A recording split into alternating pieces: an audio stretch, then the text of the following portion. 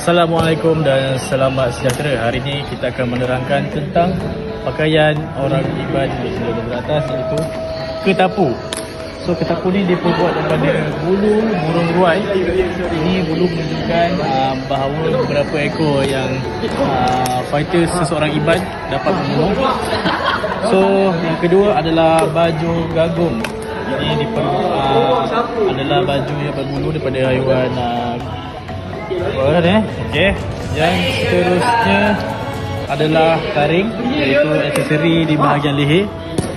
Terus ini menunjukkan bahawa beberapa haiwan yang dapat dibunuh oleh seorang fighter Iban. So jika banyak rantai taring yang ada, so maknanya makin banyak haiwan yang telah dibunuh oleh fighter Iban.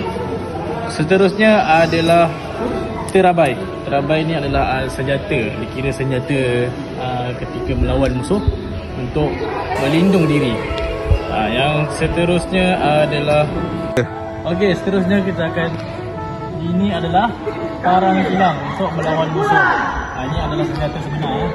Ini adalah bentuk sebenar parang ilang. Okey, seterusnya ini adalah lampit. Ini adalah tali pinggang untuk mengekatkan jantung. So seterusnya ini adalah sirat. So sirat adalah, ini adalah bahagian belakang, ini adalah bahagian depan. Okey, seterusnya ini adalah gelang di bahagian tangan. Ini adalah alat perhiasan yang sendiri. Lengan, gelang perhiasan. So kira sampai situ saja. Sekian dulu saja fighter Iban. Terima kasih.